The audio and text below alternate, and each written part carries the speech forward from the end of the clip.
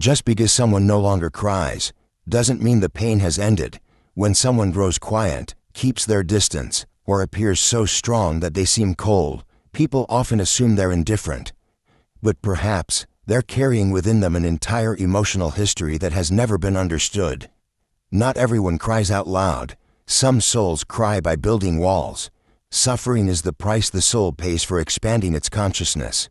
Endurance isn't merely a feeling, it's a silent psychological process, where one must choose between facing their wounds or building new layers of protection. And when the wound runs too deep, they often choose survival. The world sees the behavior, but few look for the cause. They see the coldness, the overreaction, or the withdrawal, but not the pain behind it. They judge the surface without ever asking, "What happened to you?" This writing is not meant to excuse pain, but to help us understand how pain lives within a person. Because only when we begin to understand the language of pain can we stop judging and start listening. Listening not only to heal others but to return to the wounded part within ourselves, the part we've long neglected. Maybe you too have asked yourself, why'd I react this way? Why is it so hard to open up, to love fully, to stop overthinking? And the answer may not be that you're wrong, but that there are places within you that haven't yet been touched by compassion. 1.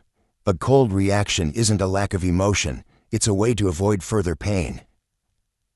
We often mistake coldness for indifference, but through the lens of depth psychology, especially that of Carl Jung, we come to understand that coldness is not a lack of emotion, but a final mechanism of protection for a soul that has been hurt too deeply. When someone has once loved deeply, trusted wholly, and been broken painfully, they learn that expressing emotions is not always safe. Every time they opened up and weren't understood, weren't received, it drained them spiritually until eventually they chose silence, they chose to withdraw, they created just enough distance to avoid being hurt again. Indifference in behavior, vacant eyes, and a seemingly distant demeanor might frustrate or hurt others, but behind that exterior lies a heart still beating, just afraid to beat too strongly in fear it might shatter. It's a survival response when an emotion has once been rejected. It must hide to avoid being trampled again.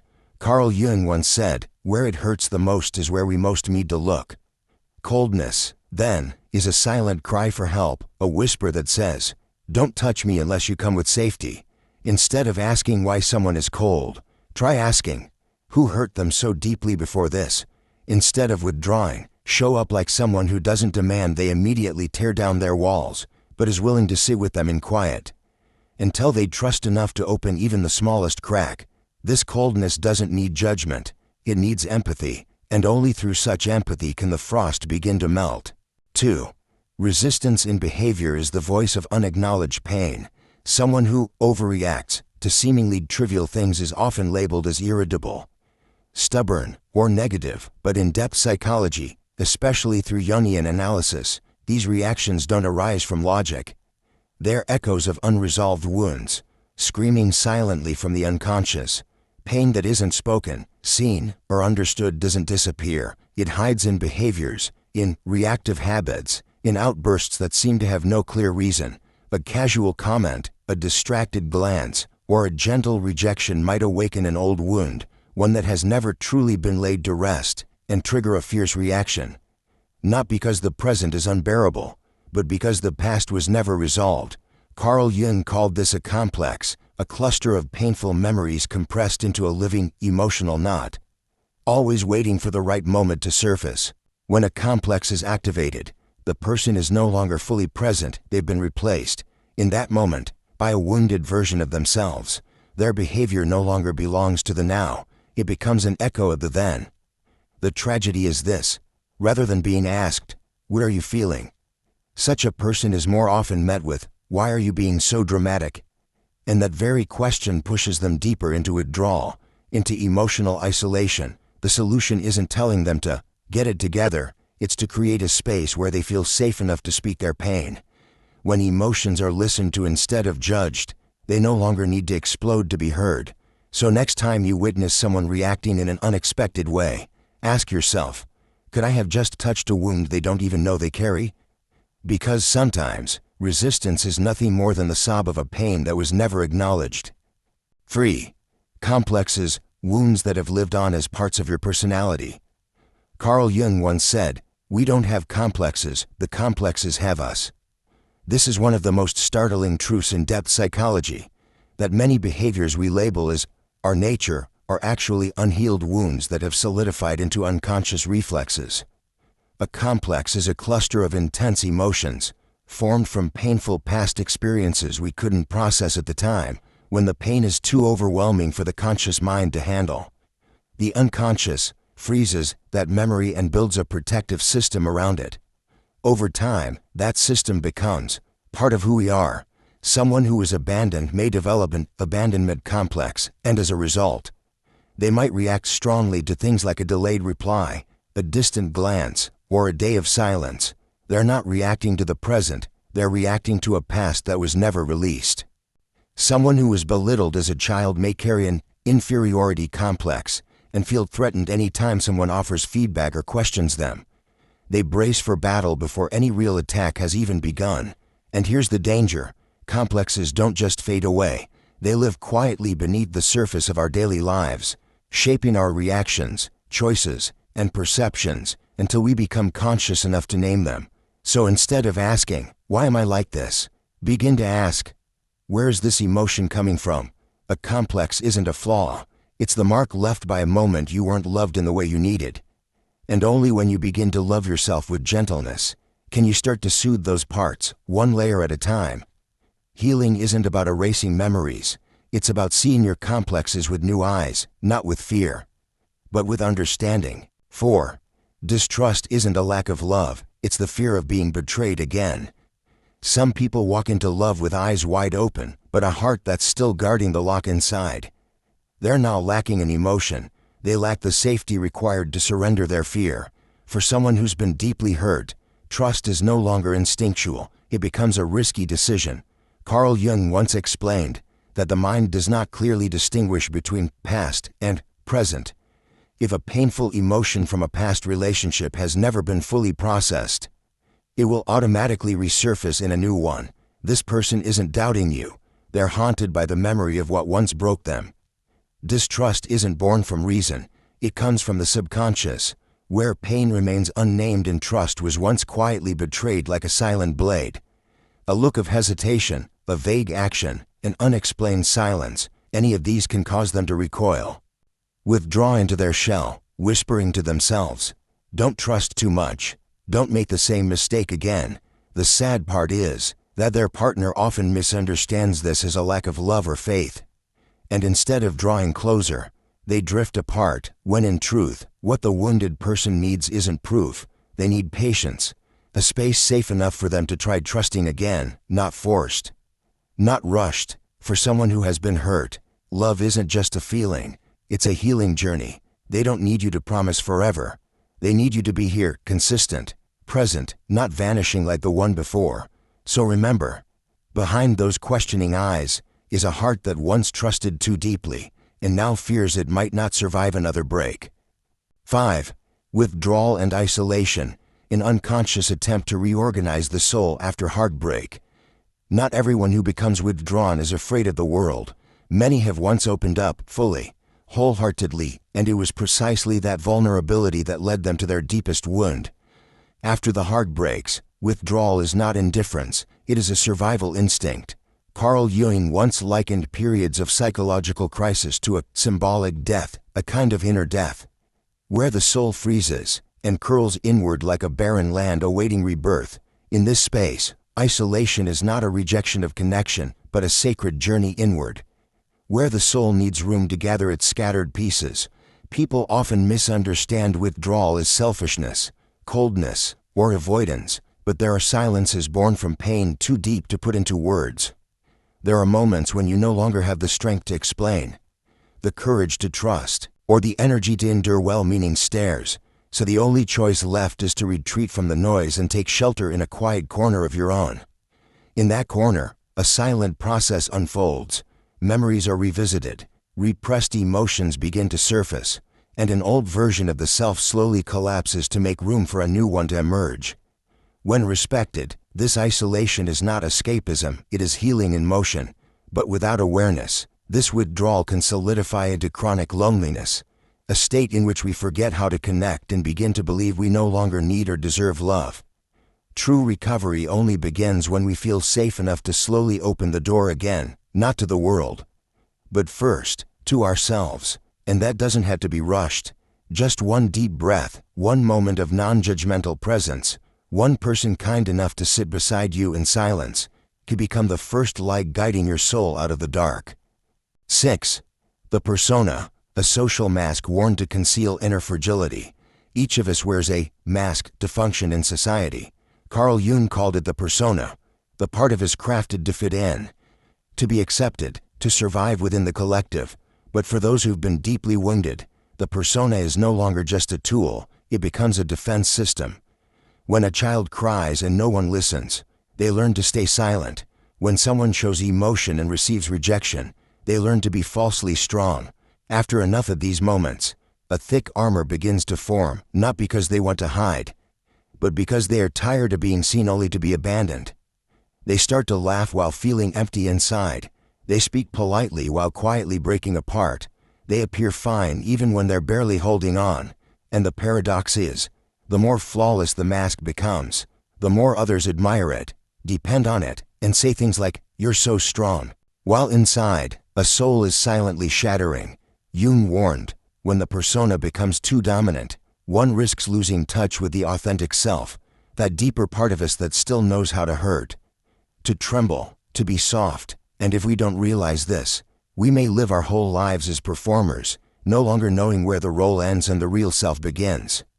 Healing does not mean discarding the persona, it means seeing what lies behind it, and daring to let it breathe, to give yourself permission to be tired, to be sad, to be imperfect, and to be seen, not through your armor, but through the eyes of someone who knows how to look with empathy. Only when we stop bracing ourselves just to survive, do we begin to truly live with honesty, with fullness. 7. Excessive empathy, a way of avoiding one's own pain by healing others. Not everyone who is sensitive to others' pain has actually touched their own healing. Many seem to understand, but they understand in order to avoid. Not to confront, they're always ready to listen, to comfort, to uplift others, but are rarely truly present for themselves. Carl Jung called this phenomenon projection, when someone cannot or does not dare to face their own wounded parts. They unconsciously project that pain onto others and try to rescue it by helping, healing, and empathizing excessively. On the surface, they appear kind and considerate, but inside is a soul using goodness as a means of avoiding their own truth. This kind of empathy often comes with exhaustion, with the feeling of being used, or with falling into unbalanced relationships. They always give, but don't know how to receive. Always hold space for others, but never let anyone truly reach them. Always the strong one, but secretly weary to the bone. The paradox is that such people often find it hardest to say no because they fear that if they don't help, they'll be meaningless. They tie their self-worth to caretaking, but deep down, it's a coping mechanism, a way to run from pain that has yet to be acknowledged.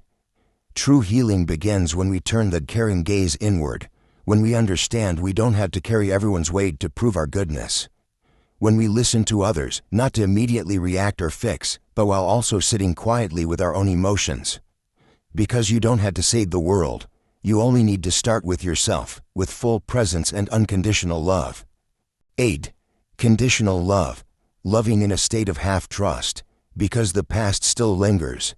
Love doesn't come easily to those who've been deeply wounded. They still love, but they no longer dare to fully trust. They step into new relationships, but their soul still carries old memories. And because the past remains unhealed, the present is constantly filtered through the lens of past hurt. Carl Jung noted that unresolved complexes will reappear in current relationships like fate. Those who've been abandoned will always fear abandonment. Those who've been betrayed will always doubt. And when they love, they don't give their whole heart, they keep a piece back for protection. Not because they don't love enough, but because their fear of being hurt again is stronger than everything else. Loving from that state is loving halfway. It means constantly checking and subtly measuring. Is this person like the one before? Am I being deceived without knowing it? If they leave, can I survive it? And these questions create a heaviness, making the other feel they can never be trusted enough, even when they've done nothing wrong. Conditional love often comes with a need for control, because if they can't control the other, they feel they can't control the fear inside. But tragically, love only flourishes in freedom, and control suffocates the very bond they're trying to protect. Therefore, what's needed is not to find someone who will never hurt me again, but to heal the old memories. So one can love with a new heart, a heart that remembers what has been, but no longer lets the past define what lies ahead, because true love only blossoms when both hearts can put down their weapons. 9. Pretending to be strong, not because they want to, but because they once had no other choice. There are people who always appear calm and resilient, seemingly never needing anyone, never falling apart, but behind that composure isn't a heart that doesn't feel pain. It's a soul that has grown used to enduring solitude. Carl Jung once described these people as victims of a survival wound, a place where early trauma forced the inner child to construct a protective shell in order to survive. When no one was there to catch their first tears, they learned to swallow them. When vulnerability wasn't met with comfort, they made strength their instinct. Over time, this mask became a personality. No one sees their weariness, only their ability to handle everything, to be the rock for others. But they themselves have forgotten how to lean on anyone, because they once tried and were met with silence. What began as survival became a suit of armor that isolated them from true connection.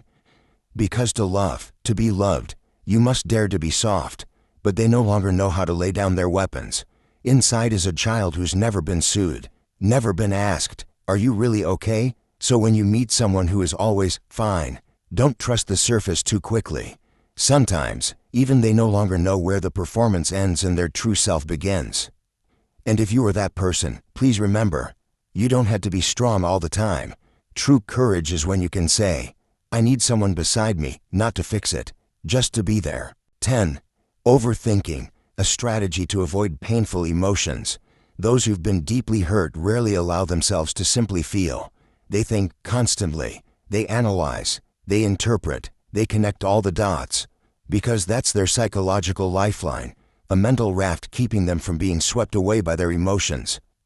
Carl Jung once said, "Knowledge that is not accompanied by emotion is not transformation."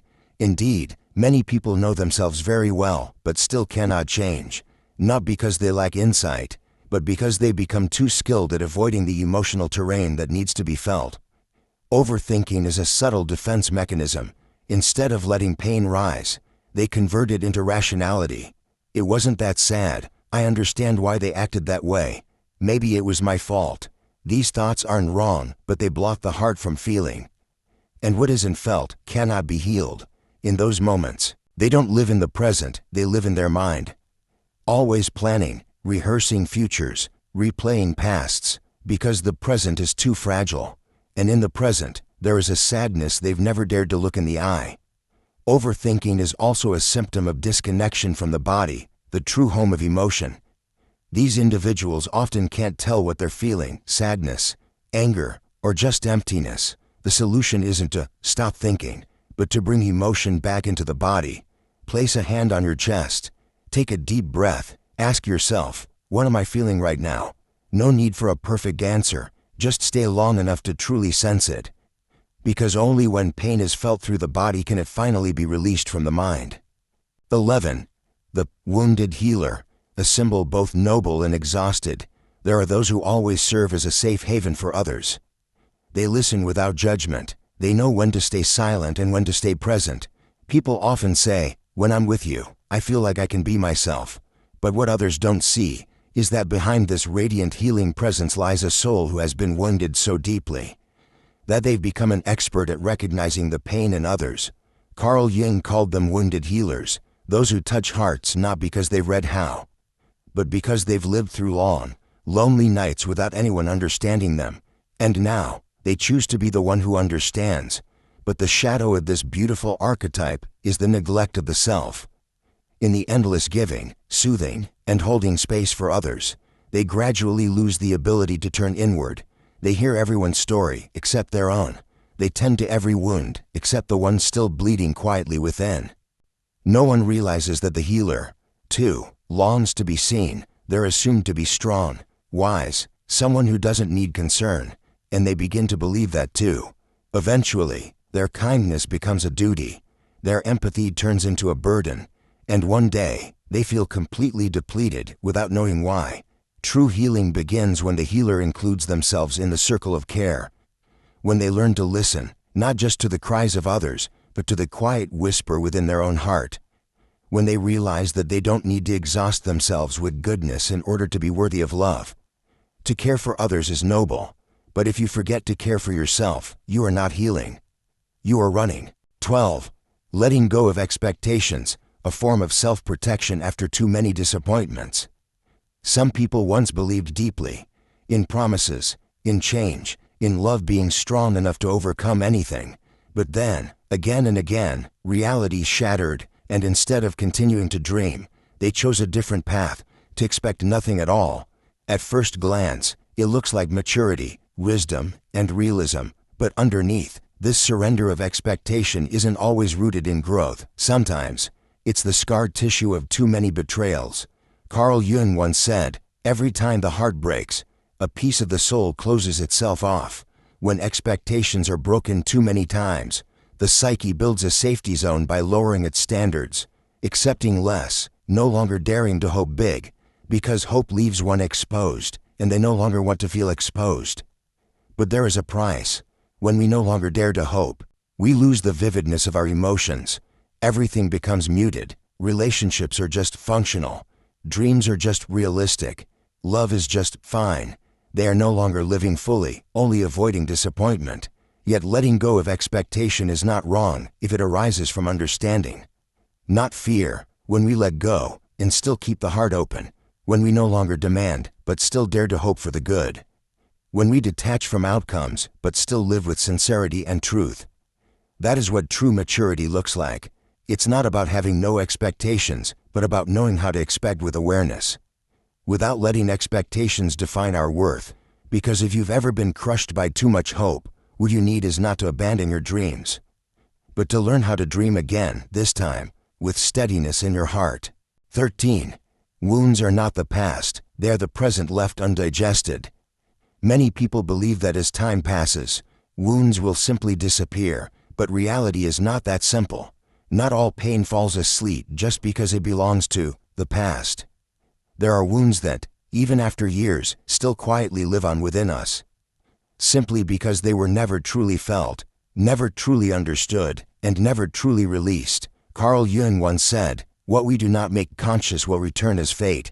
When a painful emotion is not digested through presence, it gets buried deep in the unconscious, but it does not vanish. It becomes an underground current, silently directing our reactions, our choices, and our perceptions in the present moment. This is why we can appear fine for years, and then suddenly, a small event, a careless comment, a glance, a seemingly harmless moment, can stir up a storm. Because the old wound was never healed, it has only been waiting for the right moment to be heard. An unprocessed pain will find ways to repeat itself, not to torment us, but to urge us to finally see it, understand it, and release it. If we keep avoiding it, it will repeat itself through relationships, through the emptiness that follows every success, through the silent fears that make us feel never enough. Recognizing this is the first step in healing, not by judging ourselves with thoughts like, "Why am I still not over this?" but by gently asking, "What part of me has not yet been touched?" Wounds, after all, are not a matter of memory. They are stories left unfinished, and that ending doesn't come from forgetting. It comes from conscious presence, allowing the emotion to be fully felt, so the past can be released from the present. Because when a wound is listened to with gentle awareness, it no longer needs to repeat itself. Behind every difficult behavior is an untold story. No one becomes cold, reactive, or overly analytical for no reason. What we often label as personality issues are, more often than not, the result of a wound that has never been touched gently by another. Carl Jung once said, "We do not become enlightened by imagining figures of light, but by making the darkness conscious." And those unpleasant parts of others, they are that very darkness, taking form so they can finally be seen. When we begin to understand that resistance is a sign of pain, that withdrawal is a cry for help, and that a strong ego is sometimes just a survival shell. We stop demanding others to be easy for us, and instead, start seeing them through the eyes of compassionate wisdom. More importantly, we stop blaming ourselves for not getting over it quickly, because healing isn't about forcing ourselves to go back to who we were. It's a journey of becoming someone who can live truthfully. Scars and all, wounding does not make us weaker. It makes us more real. And when we're awake enough to listen to the pain within ourselves, we begin to understand others more deeply, not through words, but through eyes, through silence, through everything left unsaid. Let compassion walk hand in hand with awareness, because in the very place where people seem the hardest to love, there's often a soul simply trying to survive.